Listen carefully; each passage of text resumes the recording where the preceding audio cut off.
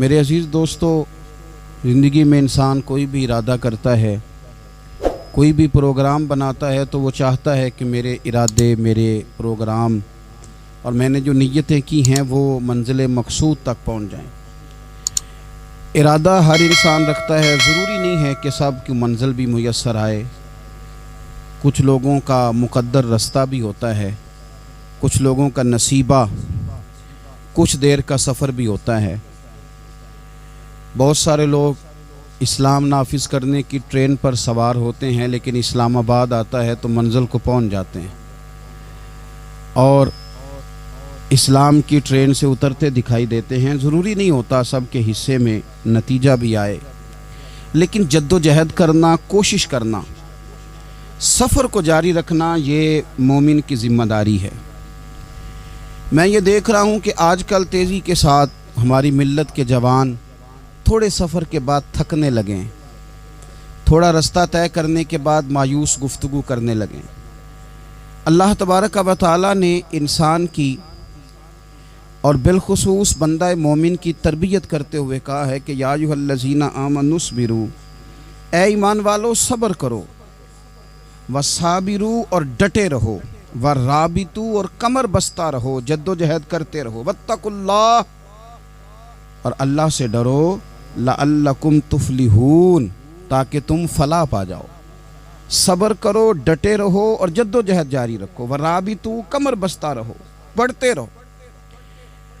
मैदान करबला के अंदर दो चीज़ें जो सबसे ज़्यादा नुमायाँ हैं और जो सबसे ज़्यादा वाज़ें, जो बड़ी निखरी हुई हमें दिखाई देती हैं, और वही दो चीज़ें हैं जिसकी आज हमारे अंदर तेज़ी से कमी होती जा रही।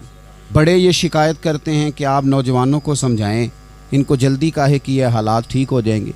बाज़ जगहों पे छोटे ये कहते हैं कि अब्बा जी से और दादा जी से आप ये कहें कि काम अपने वक्त पे होना है, जल्दबाज ना हुआ करें। मैदान करबला ने उन्हीं दो चीज़ों का हमें सबक दिया है। वो चीज़ें क्या हैं? एक सब्र, एक इस्तिकामत। आप अपनी ज़िंदगी हौसले के साथ गुजारें और अपने सफ़र को जारी रखें, इस्तिकामत के साथ आगे बढ़ते रहें। ये दो चीज़ें सबक हैं मैदान करबला का। मैदान करबला के अंदर जो चीज़ सबसे ज़्यादा अहले बैत नबुव्वत की तरफ आई है वो जुल्म है, सितम है, जफाकशी है, और अहले बैत ने जो सबसे बढ़कर करके दिखाया है वो उनका सब्र है। ये सब्र और इस्तिकामत की मिसाल उलमा ने लिखी है। जिस तरह दरिया के दो किनारे होते हैं ना, अगर वो दो किनारे दरिया के मौजूद रहें तो वो दरिया अपने मकाम पे जाके खेत को पानी देता है, खलियान को पानी देता है, सब्जियां उगती हैं, दरख्त उगते हैं, ज़मीन बंजर हो तो उसकी आबियारी होती है। अगर वो दो उसके बंद साइडों पे कायम रहें, लेकिन अगर वो बंद दरमियान से निकाल दिए जाएं तो वही दरिया तबाही मचा देता है, सैलाब आ जाता है। इंसान की ज़िंदगी में सब्र और इस्तिकामत दो बंद होते हैं मेरे भाई, याद रखना। अगर आपके अंदर सब्र और इस्तिकामत है तो आपकी ख्वाहिशात कंट्रोल में रहती हैं, और अगर ये सब्र और इस्तिकामत आपसे छूट जाता है, बड़ा कुछ लोग कहेंगे, बड़ी बातें करेंगे, बड़ा कुछ सुनाया जाएगा, अपने बेगाने कई रस्तों पर कई कई जुमले कसेंगे। अगर ये दोनों बंद टूट गए तो आपकी ख्वाहिशात बेलगाम हो जाएंगी, वो आपसे वो काम कराएंगी जो आपने ख्वाब में भी नहीं सोचा होगा। सब्र और इस्तिकामत, मैं पढ़ रहा था, उलमा ने लिखा है कि कुरान पाक में अल्लाह ने 90 के करीब, तकरीबन 90 मरतबा सब्र का जिक्र किया, और हदीस पाक में मेरे रसूल पाक ने तकरीबन 900 मरतबा सब्र की तलकीन फरमाई है। कुरान मजीद तो किसी बात को इशारतन कर दे तो वो काफ़ी है, लेकिन जगह जगह कुरान मजीद ने कहा, जगह जगह कहा, या अय्युहल्लज़ीना आमनुस्बिरू वसाबिरू वराबितू, ईमान वालो सब्र करो, डटे रहो, कमर बस्ता रहो, वत्तकुल्लाह अल्लाह से डरो, लअल्लकुम तुफलिहून इस उम्मीद पर कि तुम फलाह पा जाओ। अपनी ज़िंदगी थोड़ी सी हौसले वाली गुजारें। आप किसी की मोहब्बत में कोई जुमला कहे तो उसे भी ज़रा सहना सीखें, और किसी अपने के ख़िलाफ़ जब को बंदा बात करे तो उसे भी सहना सीखें। जिस तरह तारीफ़ आपको मीठी लगती है ना, इसी तरह जब तनकीद भी मीठी लगने लगे ना, जो नज़रिए के लोग होते हैं उन्हें तनकीद और तामीर से फ़र्क नहीं पड़ता।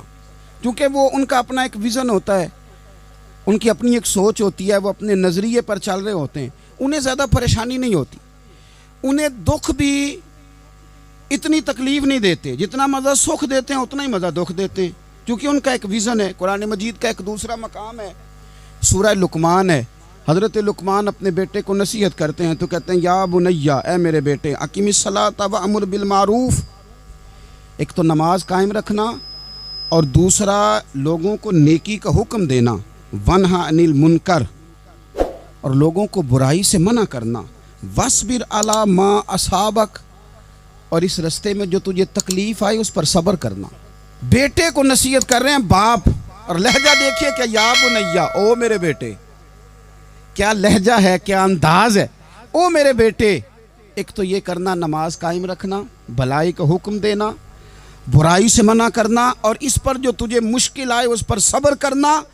اور پھر کیا کہتے ہیں، قرآن مجید کا انداز دیکھیے، فرمایا ان ذالک من عزم الامور، بے شک یہ بڑی ہمت والے کام ہیں، نیکی کا حکم دینا، برائی سے منع کرنا، نماز پڑھنا اور مصیبت پر صبر کرنا، یہ ہمت والے کام ہے پتر، ہمت والے کام میں ذرا ڈٹ کے کرنا، بے حوصلہ نہ ہونا۔ ایک بزرگ بیٹھے تھے، اللہ کے نیک بندے بھی تھے اور تجارت بھی کرتے تھے، لاکھوں کا کاروبار تھا، بزرگ بیٹھے ہوئے ہیں تو اچانک خبر ملی کہ حضرت صاحب پڑھا رہے تھے سبق، خبر ملی کہ آپ کا وہ جو ایک جہاز تھا نا مال بردار، وہ جہاز آپ کا ڈوب گیا پانی میں۔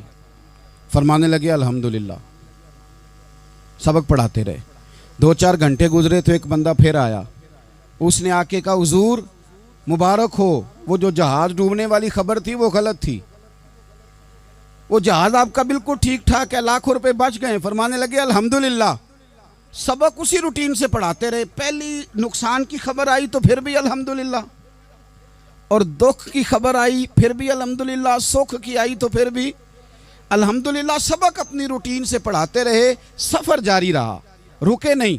اختتام ہوا تو طلباء کہنے لگے حضور اتنے بڑے نقصان کی خبر آئی، جملہ ہی کوئی نہیں ٹوٹا آپ کا، لفظوں کے اندر کہیں ہم نے اتار چڑھاؤ نہیں دیکھا، حضور چہرے پر کوئی پریشانی نہیں، اور پھر اتنی بڑی خبر ملی خوشی کی، کوئی آپ کی آنکھوں میں روشنی نہیں آئی، کوئی ہم نے آپ کا چہرہ بدلتے نہیں دیکھا، معاملہ کیا ہے؟ تو فرمانے لگے معاملہ ایک ہی ہے، دکھ بھی رب کی طرف سے ہے، سکھ بھی رب کی طرف سے ہے، تو دکھ قبول محمد بخشا راضی رہن پیارے، اگر سارا کچھ اسی کی جانب سے ہے تو یہ تو کوئی بات نہ ہوئی کہ دکھ آنے پہ بندہ کہے ہو یہ کیا بن گیا، سکھ آئے تو بندہ کہ دیکھا میں نے محنت کی تھی تو کامیاب ہو گیا۔ امام علی مقام رضی اللہ تعالیٰ عنہ کی فکر کو سمجھ جاؤ، جب وہ مصطفیٰ کریم کے کندھوں پہ تھے پھر بھی الحمدللہ، اور جب ان کا سر نیزے کی نوک پہ تھا پھر بھی الحمدللہ۔ کسی مقام پر کسی جگہ بھی حسین ابن علی شکوہ کرتے نظر نہیں آتے، سیدنا امام علی مقام ہر مقام پہ کہتے ہیں الحمدللہ الحمدللہ الحمدللہ۔ جب تک وہ مسجد نبوی کے منبر پر جلوہ فراز تھے، اور جب تک زمانہ ہاتھ باندھے ان کے سامنے کھڑا تھا پھر بھی الحمدللہ، اور جب ان کے بچوں کے ہاتھوں میں ظالموں نے زنجیریں ڈال دیں تو پھر بھی الحمدللہ، جب تک سورج چاند بھی سیدہ زینب کے گھر کے قریب سے گزرتے تھے تو ذرا تھوڑی نظر ہٹا کے گزرتے تھے، مالک پھر بھی الحمدللہ، اور جب شام کے بازار میں پردیسی بہن اپنے بھائی کا کٹا ہوا سر لے کے سفر کر رہی تھی تو پھر بھی الحمدللہ، مارو نہ مینو مار مکاؤ، میں کوئی عذر نہ پیش لے آواں تے جے سونا ہی میرے دکھ وچ راضی، جے سونا ہی میرے دکھ وچ راضی تے پھر سکھ نو چلے ڈاواں۔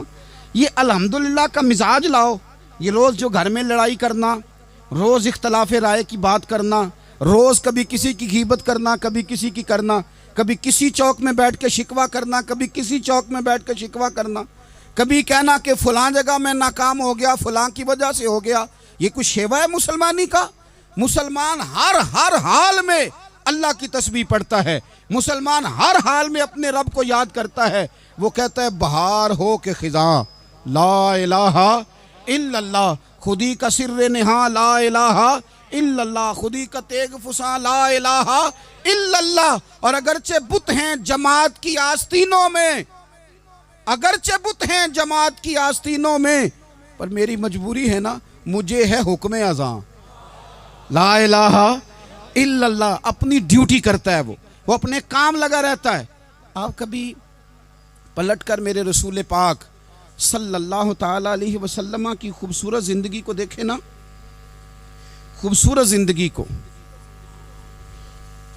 میں کیا کروں، ہمارے مزاجوں میں باتیں ایسی آتی جا رہی ہیں، ہم انتظار کرنے کو تیار ہی نہیں۔ ابھی محنت کیا تو شام کو رزلٹ آنا چاہیے۔ جو پوری 5 دن نماز پڑھ لیتا ہے وہ کہتا ہے ابھی میں ولی نہیں بنا، اتنے دن ہو گئے نماز پڑھتے۔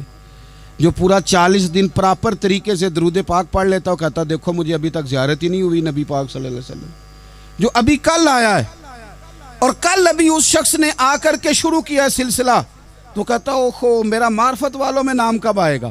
وہ بھائی لوگوں کی زندگیاں گزر گئیں، لوگوں کے احوال گزر گئے۔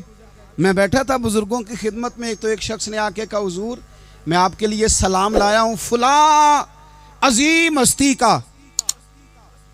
تو حضرت صاحب نے اس کو تھپکی دی، فرمانے لگے پتر میں انہیں جوگا نہیں، تینوں کوئی پلیکھا لگ گیا ہے، میں بدکار پرانا خادم، میں نہیں اس قابل یار، یہ تجھے غلطی لگ گئی ہے، مجھے تو اپنے اعمال کا پتہ ہے، میں موجود تھا اور صاحب علم و فضل بندے کے پاس تھا۔ کہنے لگے پتر میں نہیں اس قابل، مہربانی کرنا تو میرے لیے دعا کر، اللہ تعالیٰ میرے اوپر رحمت کر دے اور کوئی رستہ کھل جائے۔ اور سجنوں سنو، حضرت عمر فاروق جیسا بندہ میرے رسول پاک صلی اللہ علیہ وسلم کے غلاموں میں مولا علی شیر خدا کا مرتبہ کون جان سکتا ہے؟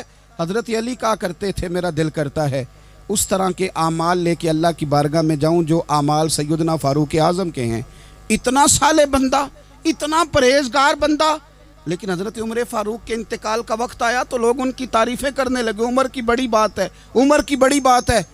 تو حضرت عمر رو پڑے، فرمانے لگے میرے لیے دعا کرو، مجھے درجہ کوئی بھی نہ ملے، بس میریاں نیکیاں اور بدیاں برابر برابر ہو جائیں، میں معاف کر دیا جاؤں، نیکی اور بدی برابر برابر ہو، چھوڑ دیا جاؤں۔ درجوں کا تو معاملہ بڑا آگے کا ہے، اتنی جلدی، اتنی سپیڈ، اتنی ہمیں جلد فٹافٹ ہو جائے، سویرے ہو جائے۔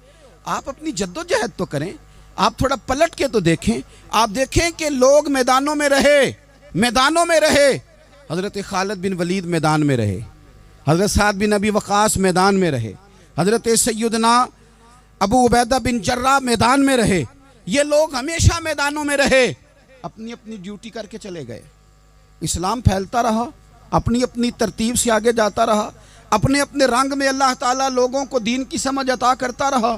جلدی بڑی ہے، بہت جلدی ہے، شارٹ دروازہ چاہیے، صبر ہی کوئی نہیں، استقامت ہی کوئی نہیں، فٹافٹ ہو جائے۔ بہت سارے لوگ آ کے کہتے ہیں حضرت صاحب نماز تو پڑھنے لگا ہوں، روزہ تو رکھنے لگا ہوں، داڑھی بھی میں نے رکھ لی ہے اور آپ کے پاس بھی آتا ہوں، اب کوئی نگاہ کر دینا۔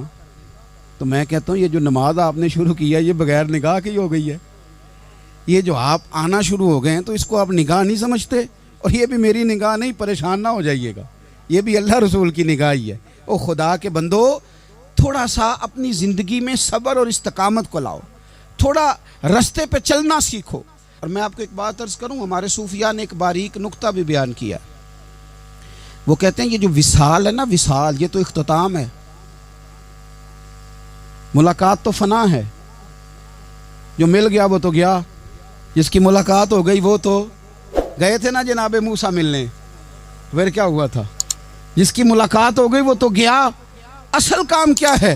اصل کام اس کے رستے میں رہنا ہے، اصل کام تو یہ ہے کہ تو اس رستے پہ ہے کہ نہیں جس رستے پہ تجھے کھڑا کیا تھا، ان راہوں کا تو مسافر ہے کہ نہیں، تو نقش قدم تلاش کر، نقش قدم۔ ایک شاعر سیرت نگار بھی تھے، سمجھ لیں انہوں نے سیرت نگاروں کو بھی دیکھا، عشاق کو بھی دیکھا، رسول اللہ کے غلاموں کو دین کی نوکری کرتے بھی دیکھا، 40 سال حدیثیں پڑھاتے بھی دیکھا، نبی پاک کے نام پہ گلی گلی نگر نگر جاتے آتے بھی دیکھا، حضور صلی اللہ علیہ وسلم کی باتیں کرتے دیکھا۔ تو کسی نے ان سے پوچھا حضور تک رسائی بھی ہوئی ہے؟ تو وہ سرکار کی بارگاہ میں مخاطب ہو کے کہنے لگے تیری معراج کہ تو جانے کہاں تک پہنچا، یا رسول اللہ معراج کی رات آپ کہاں تک گئے کوئی پتہ نہیں، کہنے لگے وہ تیری معراج کہ تو جانے کہاں تک پہنچا، اور میری معراج کہ میں تیرے خاک قدم تک پہنچا۔ میرے لیے تو اتنا کافی ہے کہ محبوب وہ جو تیرے قدموں سے کبھی گرد لگتی تھی مدینے کی، اگر میں وہاں تک چلا جاؤں تو میری تو معراج ہو گئی، میرا تو معاملہ حل ہو گیا، میں یہاں تک آ گیا تو ختم ہو گئی بات۔ تھوڑا سفر کریں۔ ایک تو یہ دیکھیں آپ کہ آپ کتنے بھی بڑے ہیں، کتنے بھی عظیم ہیں، کتنے بھی لائق ہیں، کتنے بھی نیک ہیں، پھر بھی آزمائش زندگی کا حسن ہے۔ میں مسافر ہوں، کوئی زندگی کے 11-12 سال ہو گئے ہیں مجھے سڑکوں پہ وقت گزارتے، تو میں بہت سارے لوگوں سے میں نے بڑا کچھ سیکھا ہے۔ میری جو گاڑی چلانے والے لوگ ہیں ان سے بھی میں نے بڑا کچھ سیکھا ہے۔ ایک میرا دوست تھا تو میں نے اس سے کہا کہ میرا خیال ہے موٹر وے پہ آپ کو گاڑی چڑھا دی جائے تو آپ کے لیے آسان ہے، تو کہنے لگا پیر صاحب ہے موٹر وے اوکھی جے چلانی۔ میں نے کہا وہ کس طرح؟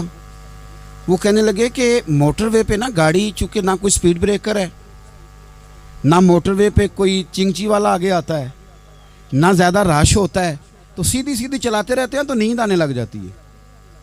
اگر بار بار آئے نا سپیڈ بریکر اور بار بار بریک لگے تو آنکھ ذرا کھلی رہتی ہے۔ تو مجھے مسئلہ سمجھ میں آ گیا۔ میں نے کہا اس کا مطلب یہ ہے، اس کا معنی یہ ہے کہ جن کی زندگی بالکل سکھوں میں گزرتی رہتی ہے نا، آرام پسند ہو جاتے ہیں۔ جن کی زندگی بالکل آسانیوں میں بیتی ہے وہ آرام پسند ہو جاتے ہیں۔ اور اگر کبھی کبھی سپیڈ بریکر بھی آئے، کبھی کو دکھ بھی دیکھنا پڑے، کبھی کوئی اپنوں بیگانوں کی بات بھی سننی پڑے، کبھی کوئی قریب آتا دور جاتا دکھائی بھی دے، کبھی کوئی بیماری تندرستی، یہ حالات بدلتے رہیں، دن تبدیل ہوتے رہیں، تو پھر لطف بڑا آتا ہے، پھر مزہ بڑا آتا ہے۔ وہ کسی نے کہا تھا لگا نا جدو میدان ازل دا تے لوکی چوراں وانگ سدھائے، کسی نے لوٹ لئی علم جوانی، کسے ہاسے چولی پائے، آزم ویک جہالت ساڈی اسی عشق خرید لے آئے۔ ویکھ نا جہالت ساڈی اسی عشق خرید لے آئے۔ اور پھر کہنے لگے کسے دے سر دستار امامت اس علم پڑھاون سکھیا ہے، تے کسے نے پہنے فقر دا چوغا اس زہد کماون چکھیا ہے۔ آزم ویخ نصیبہ ساڈا اسی یار مناون سکھیا ہے۔ تم ویخ نصیبہ ساڈا اساں یار مناون سکھیا ہے۔ میرے عزیز زندگی کے اندر دیکھو، کائنات میں سب سے زیادہ محبوبیت میرے رسول پاک کی ہے۔ میرے نبی پاک صلی اللہ علیہ وسلم کی زلف کی بات بھی میرا رب کرتا ہے، حضور کی آنکھوں کی بات بھی میرا رب کرتا ہے، حضور سید عالم کے چہرہ والضحیٰ کی بات بھی کرتا ہے، زلف واللیل کی بات بھی اللہ کرتا ہے۔ میرا رب رسول پاک صلی اللہ علیہ وسلم کے سینہ علم نشرہ کی بات بھی کرتا ہے، پیشانی والفجر کی بات بھی کرتا ہے، حضور کی آنکھیں ما زاغ البصر کی بات بھی کرتا ہے۔ اتنی محبوبیت کہ رسول پاک چلیں تو اللہ اس کی بات بھی کرے، ہجرت کریں تو اس کی بات بھی کرے، جس شہر میں حضور رہیں اس کی قسم اٹھائے۔ اور حال پتہ کیا ہے کہ محبوب پیدا نہیں ہوئے تو باپ چلے گئے، ابھی عمر چھوٹی تھی، ماں کی کھل کے زیارت ہونا تھی کہ اماں بھی چلی گئیں، دادا کندھوں پہ کھلایا کرتے تھے، تو تاریخ کہتی ہے کہ دادا کا جنازہ اٹھا تو پیچھے پیچھے حضور بھی آنسو بہا رہے تھے۔ ایک وفادار بیوی ملی تو اپنے وقت پہ سیدہ خدیجہ بھی چلی گئیں۔ ایک ٹائم آیا تو جناب ابو طالب بھی رخصت ہو گئے۔ مکے سے حضور کو اتنا پیار تھا وہ چھوڑنا پڑا۔ صادق اور امین کہنے والوں نے حضور کی دعوت کو قبول کرنے سے انکار کر دیا تو رسول کریم نے اپنی پیشانی پر کسی قسم کا کوئی شکن نہیں آنے دیا۔ رسول پاک مدینے آئے تو لوگ تلواریں لے کے بدر میں آ گئے لڑنے، شہید کرنے، حضور وہاں بھی کوئی پریشان نہیں ہوتے۔ میدان احد آیا تو نبی پاک نے اپنے چچا کو کٹے ہوئے وجود میں دیکھا، نکلی ہوئی آنکھوں میں دیکھا، کٹے ہوئے ہونٹوں میں دیکھا۔ کسی جگہ میرے رسول پاک صلی اللہ تعالی علیہ وسلم شکوہ کرتے دکھائی نہیں دیتے۔ حضور کی وہ بیوی سیدہ عائشہ صدیقہ رضی اللہ تعالیٰ عنہ جن کی پاکی کا رب بیان کرے، ان پر منافقین نے الزام لگا دیا، اتنے پاک گھرانے پر لوگوں نے انگلی اٹھائی۔ میرے رسول نے آنسو بہائے پر کسی جگہ حضور پریشان ہوتے دکھائی نہیں دیے۔ ہم ڈھونڈنے لگے، تلاش کرنے لگے۔ جب دروازہ رسول پہ گئے تو حضور خود بولے، میرے رسول فرمانے لگے میرے غلاموں یاد رکھنا یہ صبر میری چادر ہے، یہ صبر میری چادر ہے، یہ حوصلہ میری چادر ہے۔ سیدہ عائشہ صدیقہ رضی اللہ تعالیٰ عنہ فرمایا کرتی تھی لوگوں مجھے اللہ کی عزت کی قسم میں نے حضور سے بڑھ کر کسی کو صبر کرنے والا نہیں دیکھا، کسی کو حوصلہ کرنے والا حضور سے بڑھ کے نہیں دیکھا۔ امت کو کیا ہو گیا؟ یہ چوراہوں پہ لڑ رہی ہے، چوکوں پہ لڑ رہی ہے، گھر ہیں کہ فساد کے آئینہ دار بنے ہوئے ہیں۔ لوگ آ کے رو پڑتے ہیں کہ جناب بھائیوں کا سلوک نہیں، کوئی دعا کر دیں، رو پڑتے ہیں جناب ابا کے ساتھ بھی لڑائی ہو جاتی ہے، کوئی تعویذ دے دیں، ذرا حوصلہ نہیں، صبر نہیں، کسی جگہ ٹھہرنا تو سیکھو میرے عزیز، کسی جگہ او یارو آؤ نا، میدان کربلا کے دو سبق استقامت اور صبر۔ کتنا درجہ ہے سیدنا بلال حبشی کا، میں تقریر کر دیتا ہوں آپ سن لیتے ہیں، لیکن کبھی وہ انداز بھی تو دیکھو نا۔ حضرت بلال، او میرے دوست، جیل کے اندر بندے کے ہاتھ نہیں باندھے جاتے، پیر نہیں باندھے جاتے، پر لوگ جیل میں روتے ہیں، تڑپتے ہیں۔ سیدنا بلال کہتے ہیں میں کلمہ پڑھتا تھا، رات امیہ مجھے باندھ کے رکھتا تھا، اور سویرے جب پتھر اچھی طرح تپ جاتے تھے نا تو لا کے باہر مجھے پتھروں پہ لٹا دیتا تھا اور میرے وجود پر بھاری بھرکم پتھر رکھ دیتا تھا۔ سننا ذرا، تصور میں لانا بلا میں کیا کہنے لگا ہوں۔ حضرت حسان بن ثابت رضی اللہ تعالیٰ عنہ فرماتے ہیں میں مکہ مکرمہ آیا حج یا عمرے کے لیے، تو میں نے مسجد نبوی کے جو آج مؤذن بلال ہیں میں نے ان کا یہ رنگ دیکھا کہ مکے کے بچوں نے ان کے گلے میں رسی باندھ کے نا تو ہاتھوں میں پکڑی ہوئی، اور مکے کے بازاروں میں نا ان کو کھینچتے ہیں لے جاتے ہیں۔ میں نے ایک شخص سے پوچھا یہ کیا ماجرا ہے، کیا معمہ ہے؟ تو بتانے والوں نے بتایا کہ یہ کالے رنگ کا حبشی غلام مار سارا دن کھاتا ہے، اس کے ساتھ لوگ وہ سلوک کرتے ہیں جو اذیت ناک اور خوفناک ہے، سارا دن مار کھاتا ہے پر اپنی زبان پہ خدا کا نام لیتا رہتا ہے، محمد مصطفیٰ کا نام لیتا رہتا ہے۔ او تینوں لب دیاں آپ گواچے، سانو اپنی خبر نہ کوئی، اویخنا ساتھوں پارے نی ککھ گلیاں، ہن تے آخ دے لوگ شدائی، اسی ننگ نموس دا ساڑ کے چولا، گل پہنے ہیں تاج گدائی، اوے سجنا اپنا آپ گوایا ہے تاں یار نے چاتی پائی۔ بھائی اس طرح کا لوگوں نے بھی انداز دیکھا، لیکن ہمارا یہ حال ہے کہ کسی جگہ بھی ٹھہراؤ نہیں، کسی جگہ بھی ٹھہراؤ نہیں، کسی جگہ بھی صبر نہیں، کسی کام پر بھی استقامت نہیں۔ ہماری دوستیاں روز ٹوٹتی ہیں، تعلقات روز کمزور پڑتے ہیں، ہم بڑے جوش کے ساتھ آگے بڑھتے ہیں اور بڑے بڑے اعلانیہ وعدے کرتے ہیں۔ کون سی چیز ہے جو ہمیں کمزور کر دیتی ہے؟ سوائے اس کے کہ ہمارا نفس کمزور ہے، سوائے اس کے کہ ہمارا نظریہ کمزور ہے، سوائے اس کے کہ ہمارے اندر وہ طاقت نہیں جو ہمیں استقامت پہ لا کے کھڑا کرے، جو ہمارے اندر حوصلہ پیدا کرے۔ یاد رکھنا میدان کربلا کے اندر حضرت سیدنا امام حسین رضی اللہ تعالیٰ عنہ کا جو حوصلہ تھا وہ اتنا مثالی تھا، اتنا مثالی تھا، اتنا مثالی تھا۔ ایک جنازہ گھر میں اٹھ جائے نا اور خدا معاف کرے وہ کسی جوان کا ہو تو بوڑھے کی کمر کئی روز کھڑی نہیں ہوتی، لیکن کربلا کے اس شاہ سوار کی کہانی بھی سننا میرے بھائی، جو اپنے کندھے پہ صبح سے لاشیں اٹھا کے لا رہے ہیں، صبح سے امام علی مقام لاشیں اٹھا کے لاتے ہیں۔ حضرت قاسم بن حسن کا لاشا اٹھا کے لا کے رکھا، حضرت علی اکبر شہید ہو گئے، آواز دی ابا جی سنبھالنا، تو لاش مبارک اٹھا کے رکھی، جناب علی اصغر کی لاش اٹھا کے رکھی۔ بھائی بڑے پیارے ہوتے ہیں، بڑے ہی پیارے ہوتے ہیں، نہ مانے ہم اپنی اولادوں کے سامنے، پر بڑے پیارے ہوتے ہیں، جتنا مرضی شکوہ کریں۔ بھائی پائیاں دیاں باواں ہوندے تے بھائی پائیاں دے ویری، بڑے پیارے ہوتے ہیں، کیا کریں بھائی جو ہوئے نہیں ان کی تکلیف سہی جاتی۔ حضرت عباس رضی اللہ تعالیٰ عنہ کو جب امام علی مقام اٹھا کے لا رہے تھے تو ایک منٹ کے لیے رکے اور کہنے لگے اللہ اب میری کمر کمزور پڑ گئی ہے، میرا بھائی چلا گیا تو پیچھے سے نا کچھ کمزور پڑ گئی ہے، اتنی ساری میتیں اٹھا کے لا کے، اتنا حوصلہ حسین ابن علی کا۔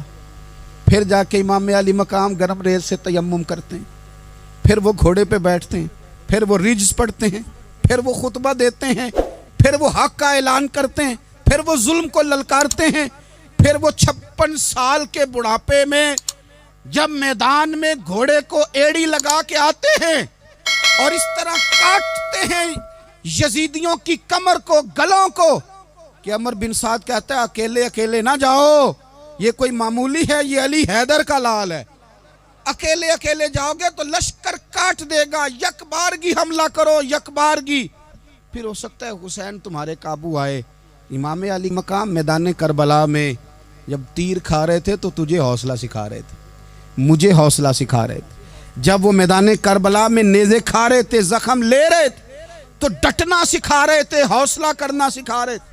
بات بات پہ کمزور پڑنے والوں، ملت کے جوانوں، ابھی تو تم نے بہت سارے اجالے لانے ہیں، ابھی تو کئی اندھیروں سے لڑنا ہے، ابھی تو کئی شمع جلانی ہے، ابھی تو بہت سارے گھر ہیں جو منتظر ہیں کہ تم انقلاب لاؤ گے، ابھی تو بہت ساری آبادیاں ہیں جہاں تم نے امن قائم کرنا ہے، ابھی تو بہت سارے شہر ہیں جہاں سے تم نے ظلم مٹانا ہے، ابھی تو بہت ساری جگہ ہیں جہاں تمہارے نام کے دیپ جلیں گے، جہاں تم جا کے اسلام کے نام کی تختی لگاؤ گے، ابھی تو بہت سارے مینارے ہیں جن پہ تم نے لا الہ الا اللہ محمد الرسول اللہ کے نام کا جھنڈا لگانا ہے، ابھی تو آگے بڑھنا ہے، ابھی تو بہت سارا کام کرنا باقی۔ اقبال کہنے لگے کہ وقت رخصت ہے کہاں، کام ابھی باقی ہے، اور لوگوں نور توحید کا اتمام ابھی باقی ہے۔ اور ایک شاعر اور بولے، وہ کہنے لگے مسلمانوں نہ گھبراؤ، خدا کی شان باقی ہے، ابھی اسلام زندہ ہے، ابھی قرآن باقی ہے۔ کافر کیا سمجھتے ہیں جو ہم سے روز الجھتے ہیں، ابھی تو کربلا کا آخری میدان باقی ہے، ابھی تو بڑھنا ہے، آگے سفر کرنا ہے۔ کمزور نہ پڑیں، اپنی زندگی کے اندر کسی جگہ بھی بیماری بھی آ جاتی ہے، تکلیف بھی آ جاتی ہے، آزمائشیں بھی آ جاتی، غریبی بھی آ جاتی، یہ آنے والی چیزیں ہیں تو آ جاتی۔ اپنی زندگی میں صرف 2 4 5 چیزوں کو لاگو کر لیں۔ ایک تو مخلص زندگی گزاریں، ریاکار زندگی نہ گزاریں۔ جو لوگ ریاکار ہوتے ہیں وہ بزدل ہوتے ہیں، جو ریاکار ہوتے ہیں وہ دکاندار ہوتے ہیں، جو ریاکار ہوتے ہیں وہ اداکار ہوتے ہیں، جو ریاکار ہوتے ہیں ان کے پاس ایک کریکٹر رہ جاتا ہے، اندر ان کے کچھ بھی نہیں ہوتا، خالی ہو جاتا ہے سارا۔ زندگی میں مخلص بنیں گے تو دلیر ہو جائیں گے، اخلاص کے ساتھ آپ زندگی میں سفر کریں، آپ مخلص ہو جائیں۔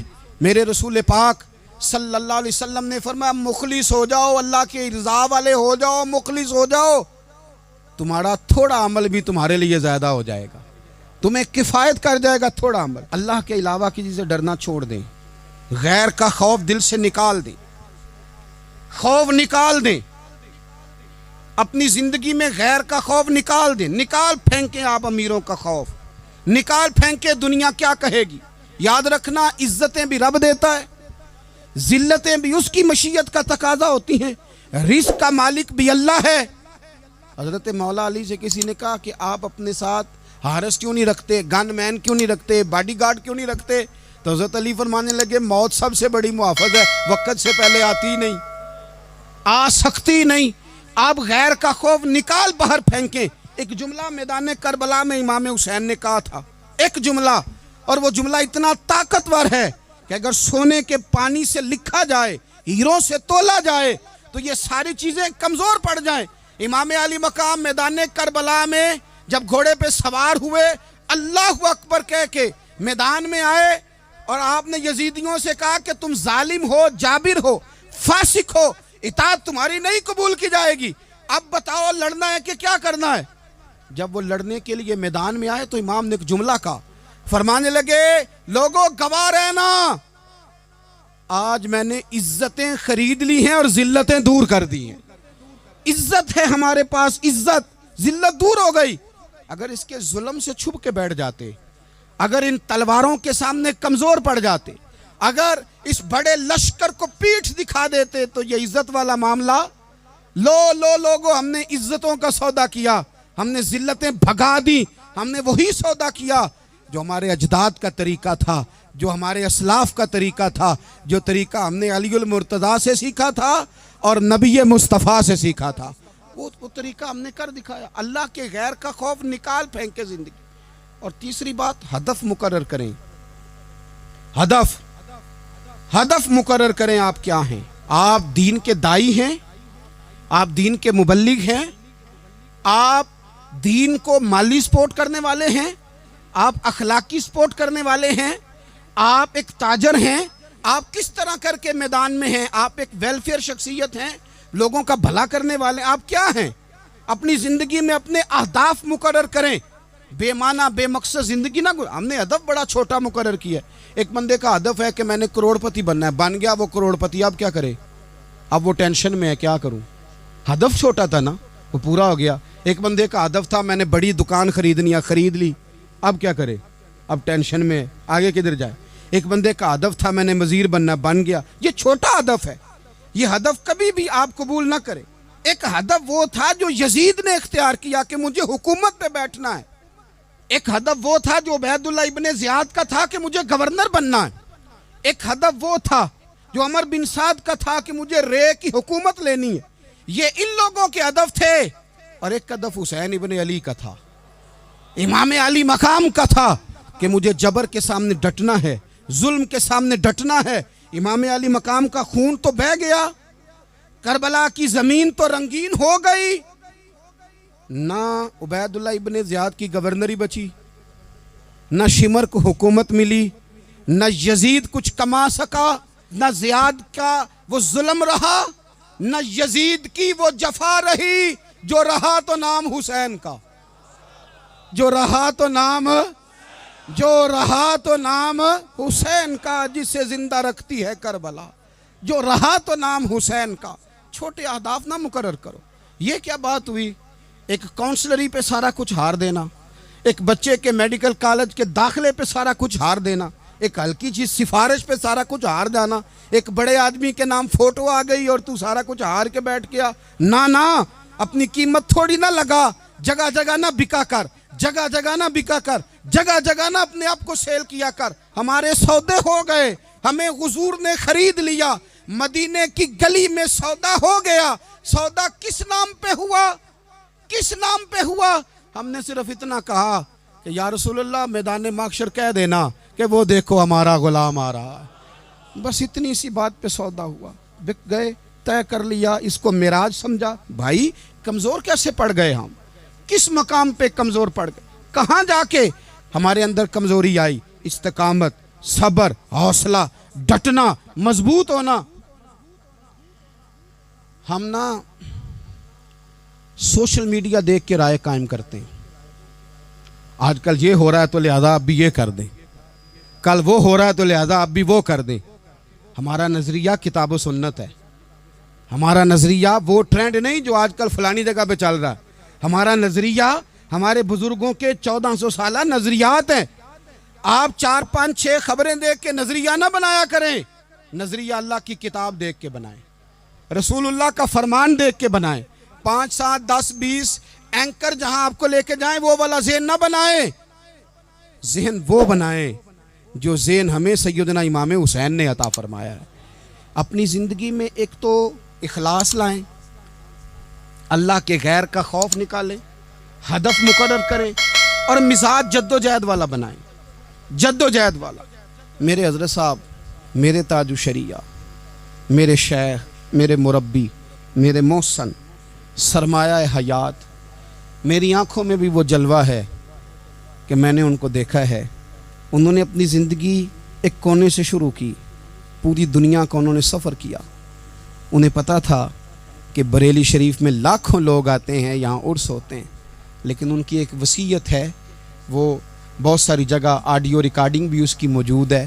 حضرت نے فرمایا تھا میں زندگی میں رسول اللہ کے دین کے لیے نکلا ہوا ہوں، میں جگہ جگہ سفر کرتا رہتا ہوں، میری وصیت ہے اس رستے میں اگر کہیں میرا آخری وقت آئے تو مجھے بریلی شریف نہ لے کے جانا، اسی راہ میں مجھے دفن کر دینا، اسی راہ میں، اسی جگہ دفن کر دینا۔ میں چاہتا ہوں اسی راہ پہ دفن ہو جاؤں، اسی جگہ۔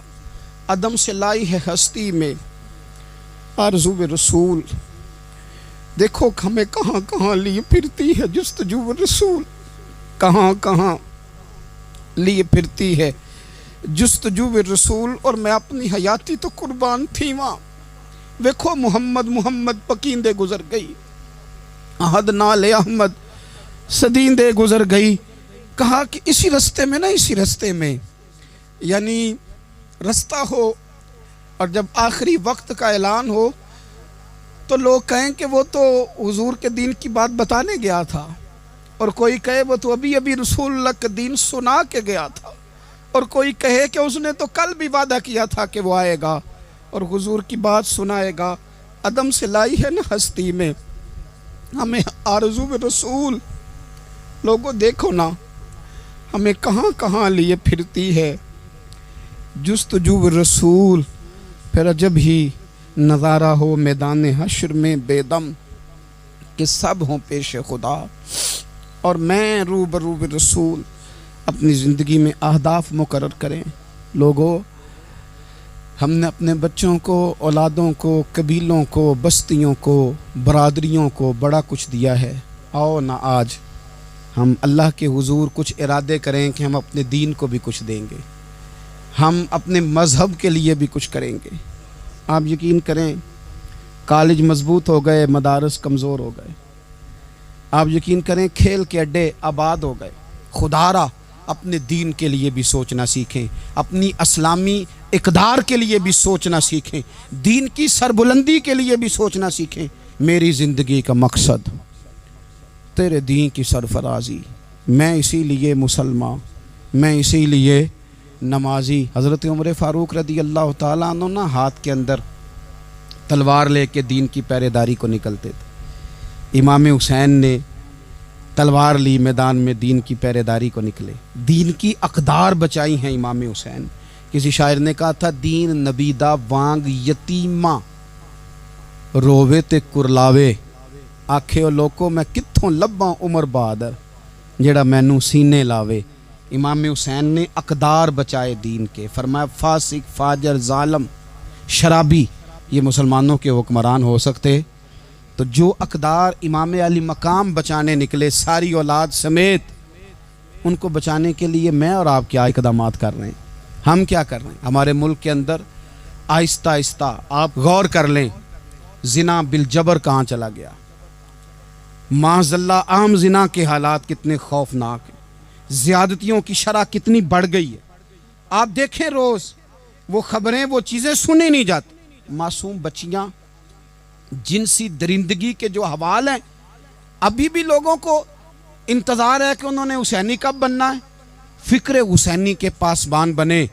یہی تو وقت ہے جب امام علی مقام آپ کو پکار رہے ہیں۔ اپنے اپنے چکر میں الجھ کر اقبال کہتے ہیں ہر کوئی مست مئے ذوق تنے آسانی ہے، حیدری فقر نے دولت عثمانی ہے، تم کو اسلاف سے کیا نسبت روحانی ہے۔ وہ معزز تھے زمانے میں مسلمان ہو کر، اور ہم خار ہوئے تار کے قرآن ہو کر۔ اٹھنے کا وقت ہے، ارادے کرنے کا وقت ہے، اسلامی اقدار اپنے گھروں میں، اپنی جمعیت میں، اپنے قبیلے میں اس کے نفاذ کا وقت ہے۔ جد و جہد کریں، آگے بڑھیں، ہمت کریں۔ جس کی کوئی نماز آج کی رہ گئی ہے وہ ساری نمازیں پوری کر کے، جو قضا ہیں وہ ادا کر کے سوئے۔ اللہ کی بارگاہ میں استغفار پڑھیں، توبہ کر کے اپنے وقت کو بتائیں۔ چھوڑ دیں دوسروں کی غلطیوں پہ اتنا وقت لگانا، اپنے اوپر تھوڑی محنت کریں، اپنے اندر کچھ خامیاں نکالیں اور کچھ اپنے آپ کو رگڑ کے خوبیاں پیدا کریں، اور اپنی صلاحیتیں اپنے دین کے لیے خرچ کریں، اپنی خوبیاں دین کے لیے لگانے کی کوشش کریں۔ ہم بھی دوبارہ سے تجدید عہد وفا کرتے ہیں، دوبارہ سے آج کہتے ہیں کہ یا رسول اللہ صلی اللہ علیہ وسلم، ہمارا وعدہ ہے کہ میری زندگی کا مقصد تیرے دین کی سرفرازی، میری زندگی کا مقصد تیرے دین کی سرفرازی، میں اسی لیے